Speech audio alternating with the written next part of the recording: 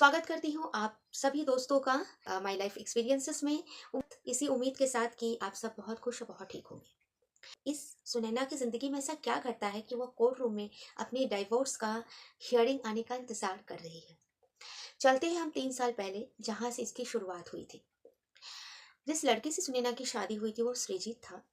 उस लड़के का नाम, और ये शादी लव मैरिज हुई थी। फैमिली वाले बिल्कुल अगेंस्ट थे, लेकिन सुनैना यहाँ तक अपने पिता को कह चुकी थी कि मैं मर जाऊंगी अगर मेरी उससे शादी नहीं हुई तो। माता पिता जाहिर सी बात है डर गए, फैमिली वाले भी, और उन्होंने ना चाहते हुए भी बेटी की शादी सृजित से कर दी। लेकिन 1-2 महीने रिश्ता तो बहुत अच्छा चलता है, बहुत अच्छा। लेकिन रिश्ते में गड़बड़ 2 महीने के बाद से स्टार्ट होना शुरू हो जाता है। उसके अंदर एक ऐसा बदलाव आता, मतलब टोटल, कहते हैं ना, धीरे धीरे बदलाव भी नहीं, टोटल। और कैसा बदलाव? बदलाव ऐसा कि सिर्फ 4 दीवारी के भीतर नहीं, यहाँ तक कि पब्लिक प्लेस में भी सुनैना को सृजित के द्वारा इंसल्ट करना, इंसल्ट सहना पड़ता था। रात को torture, mentally and physically. Sunaina के साथ मेंटली एंड फिजिकली भी टॉर्चर होता था, है ना। बहुत सारी बातें लेकर ताने देता था, उसकी हर कमियों को निकालना स्टार्ट कर दिया। जो खाना वो इतना अच्छा बनाती थी, इतनी तारीफ, उस खाने में भी कोई ना कोई वो नुक्स जरूर निकालता था। धीरे धीरे वो बदलते गया। वो सोची शायद अब हो जाएगा, क्योंकि वो इसलिए सोच रही थी क्योंकि ये हो रहा है। उसके बाद ही सृजित की ओर से एक्सप्लेनेशन आ रही है कि सॉरी, एक्चुअली ना मैं अपने रिश्ते में नज़र नहीं लगवाना चाहता हूँ, मैं तुम्हें खोना नहीं चाहता हूँ। दुनिया वाले की ना नज़र बहुत लग जाती है। अगर किसी दिन वो हाथ उठा दिया तो अगले दिन वो इतना रोएगा, इतना रोएगा, सॉरी वॉरी, ये तुम भी, मुझे मुझे क्या हो गया था, मुझे क्या हो गया है, इतना टेंशन है, इतना ऑफिस के प्रॉब्लम्स है। वो उसमें फंस जा रही है। यानी घटना घट रही है और वो फैसला भी लेगी, लेकिन उसके बाद ही सडनली आकर वो माफी मांग दे रहा है। और ये चीज ना चलता रह रहा है। और होते होते 2 सालों तक, मतलब एक सहने का मतलब एक लिमिट क्रॉस हो गया था। सुनैना को इतना तो समझ में आ गया था कि ये 2 साल से चल रहा है, कुछ बदल नहीं रहा है, वही चीज हो रही है। लेकिन वो अपनी फैमिली के पास भी नहीं जाना चाहती थी। जैसे मानो उसके मन में एक जिद आ गया था कि चल सह लूंगी, कोई बात नहीं, गलती मैंने की है तो उस गलती का पश्चाताप भी मैं करूंगी। और अगर मरना लिखा है तो चलो कोई बात नहीं, मैं अपने प्यार के हाथों ही तो मरूंगी। इस तरह से फैसला लेकर सुनैना के और 1 साल बीत जाते हैं, यानी 3 साल। लेकिन किसी न किसी कारण से सुनैना के दोस्तों के माध्यम से उसकी फैमिली वाले को ये बात पता चलती है कि सुनैना अपने रिलेशनशिप में अच्छी नहीं है।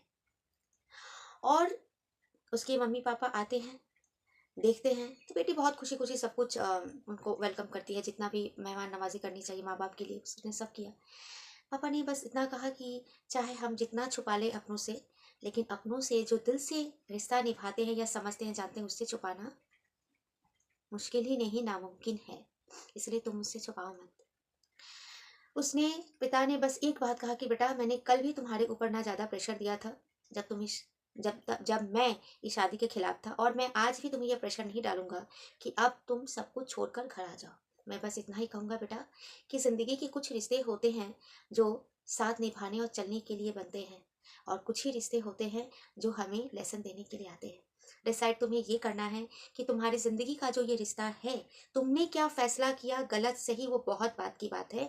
तुमने इस रिश्ते को, क्या तुम ये निभाना चाहती हो, साथ चलना चाहती हो, या फिर ये रिश्ता तुम्हें लेसन देने के लिए, सीखने, सिखाने और समझाने के लिए आया था। बाकी फैसला तुम्हारे हाथ में है। मेरे घर का दरवाजा कल भी तुम्हारे लिए खुला था और आज भी तुम्हारे लिए खुला है। सुनैना की ये बातें मानो एक हिम्मत सी भर दी थी।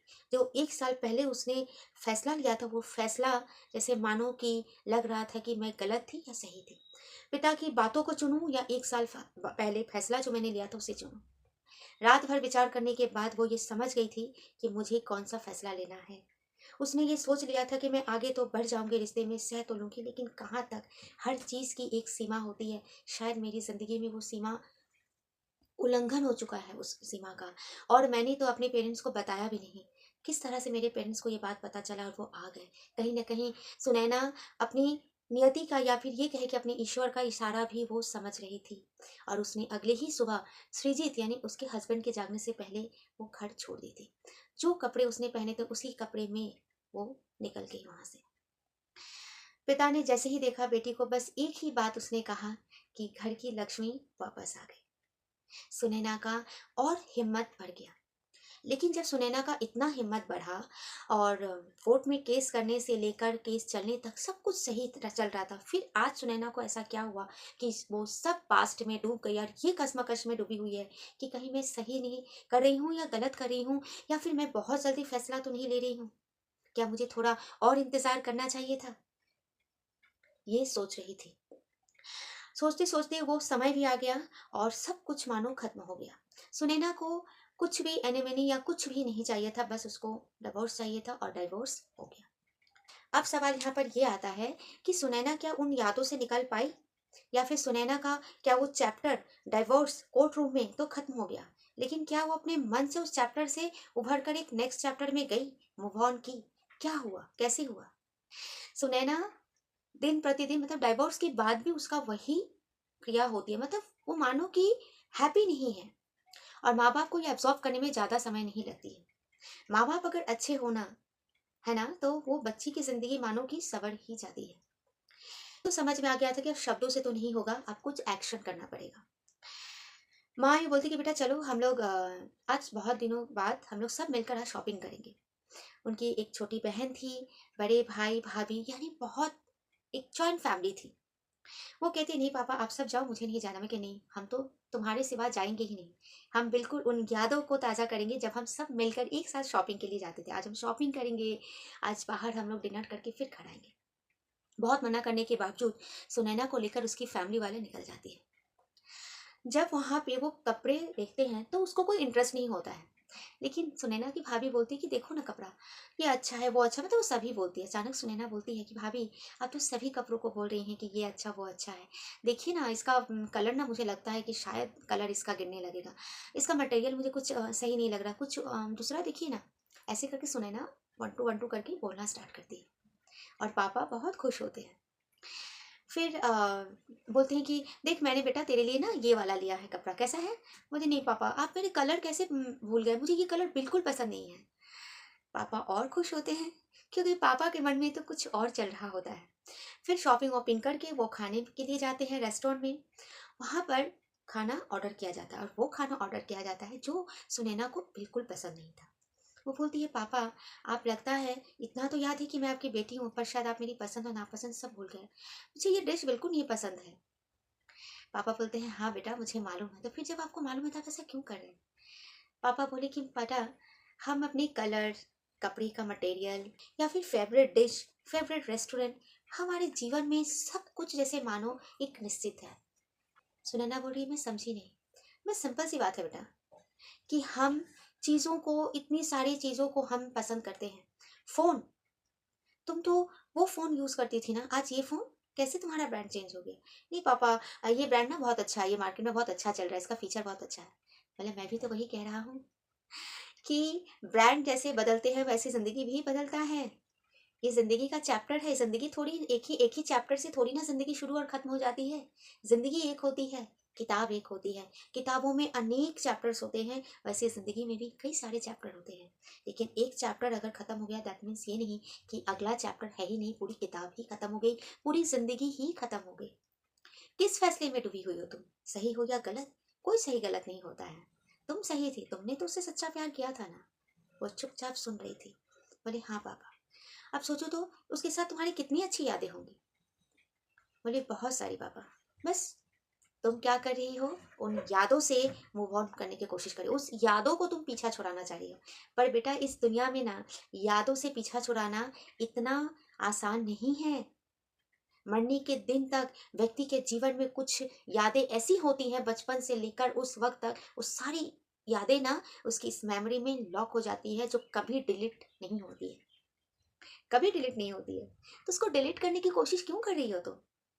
उसको डिलीट मत करो, बस उसको एक फोल्डर में जाके हाइड कर दो। जब भी समय आएगा उसको याद करना, अच्छी चीजों को याद करना, यानी कि उस फोल्डर में बहुत सारे ऐसे फोटोग्राफ्स एंड वीडियोस हैं जो अनवांटेड है, तो उसको सबको डिलीट कर दो बेटा, जैसे हम फ़ोन में डिलीट करते हैं ना, वैसे उन सबको डिलीट कर दो। और जो अच्छी अच्छी पिक्चर्स एंड वीडियोज़ है ना, उसको एक फ़ोल्डर में सेव करके रख दो। यानी उस अच्छी यादें से ना हमारी हिम्मत मिलती है ना? अच्छी यादों से हमें ताकत मिलती है। अच्छी यादों को कभी पीछा हम नहीं छुड़ा सकते, और उन बुरी यादों को डिलीट कर दो, बस सिंपल।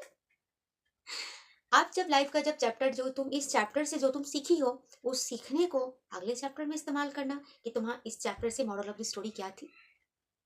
बेटा मैं तुम्हारा पिता हूँ, तुम्हारी अच्छाई जैसे मैं बोलूंगा वैसे तुम्हारी गलती भी बोलूंगा। क्या तुम्हें इस रिश्ते के लिए सभी ने मना नहीं किया था? जब तुम्हारे भाई ने उसको देखा था, उसकी बहुत सारी आदतों को, वो गलत देखा था। बेटा हम जांचे थे कि वो लड़का सही नहीं है, लेकिन तुम बोली जो वो बदल जाएगा, नहीं ऐसा नहीं है। तुम बोली कि आप लोग मुझे ब्रेकअप करवाना आप लोग चाहते ही नहीं। तो हम तुम्हें जिद नहीं किए बेटा, क्योंकि हम तुम्हें खोना नहीं चाहते थे। अगर हम जबरदस्ती करते तो तुम्हें हम खो देते, और इसीलिए हमने तुम्हारा साथ दिया। हमने सोचा कि चलो ठीक है, कोई बात नहीं, हम साथ देते हैं, है ना? तो बस बेटा यादों को मत पीछा यादों से पीछा मत हटो, और ये भी मत सोचो तुम गलत फैसला ली थी या सही फैसला। तुम सही थी तो तुम्हारा फैसला भी सही था, गलत वो था, उसकी इंटेंशन गलत थी, उसका मन बदला, वो उसकी प्रॉब्लम है, उसकी प्रॉब्लम उसको सहने दो, उसका गलती तुम क्यों सह रही हो? या फिर मैं जब अगेंस्ट हो गया तो तुम बोली मैं मर जाऊंगी, यानी तुम्हारे लिए माँ बाप भाई बहन कुछ इंपॉर्टेंट नहीं था, उस वक्त सिर्फ वो इंपॉर्टेंट था। या अभी इंपॉर्टेंट सिर्फ तुम हो, और तुम कितनी लॉयल ऑनेस्ट थी ये इंपॉर्टेंट होना चाहिए। तुमने रिश्ते में कितना एफर्ट डाला वो इंपॉर्टेंट होना चाहिए, उसको लेकर चलो। और ये सारी चीजें जो तुमने सीखा, जो तुम जो तुम्हारे आज एक मेच्योरिटी आई है, ये तो देखो कितना बदलाव आया है तुम्हारे अंदर, ये क्यों नहीं देख रही हो? भागना है तो उसकी यादों से भागो, अपनी यादों से नहीं। सुना ना कि आंखों में आंसू थे, मन ही मन बोल रही कि हर बेटी को ऐसा फैमिली तो जरूर मिलना चाहिए, हर बेटी डिजर्व करती है। सब कुछ तोड़ दिया, रिश्ता तोड़ दिया, रिश्तों को छोड़ दिया, सब कुछ तो कर देना बहुत आसान है, लेकिन किसी की यादों से हम कैसे हटे, अपनी यादों को हम कैसे मिटाएं? तो मैं बस यही कहूंगी कि हाँ, जैसे सब कुछ छोड़ना आसान है, अच्छी बात है, लेकिन यादों को हमें छोड़ना ही नहीं है, यादों से हमें ना ही भागना है, क्योंकि मेमोरी से भागोगे तो कभी भी लाइफ में वो बॉन्ड नहीं कर पाओगे। मेमोरी मतलब वो जो उसके पिता ने कहा ना कि अच्छी वीडियोस एंड फोटोग्राफ्स को डिलीट करो, जो अनवांटेड है, जिसकी कोई ज़रूरत नहीं है, और जो कुछ चीज़ें जो बहुत अच्छी है, जो तुम्हें इंस्पायर करती है, उस चीज़ को रख दो, एक फोल्डर में सेव करके रख दो, ऐसे एक मेमोरी के में सेव करके रख दो आप, है ना?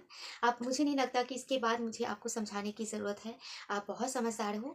मैंने बस आपको एक रास्ता दिया, क्योंकि मेरे लाइफ में भी ऐसा कई समय आया है जहाँ मैंने उस रास्ता को अपनाया है।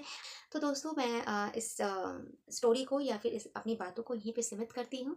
आई होप कि आप समझ पाए हो, और आप फैसले, अगर ऐसी रिश्तों की मोड़ पर आकर आप खड़े हो चुके हो, तो ये आपको ज़रूर हेल्प करेगा ये स्टोरी। तो दोस्तों वीडियो अगर पसंद आए तो लाइक कमेंट शेयर ज़रूर कीजिएगा, और मिलते हैं अगले वीडियो में एक किसी इंटरेस्टिंग से टॉपिक के साथ। तब तक के लिए दोस्तों राधे राधे।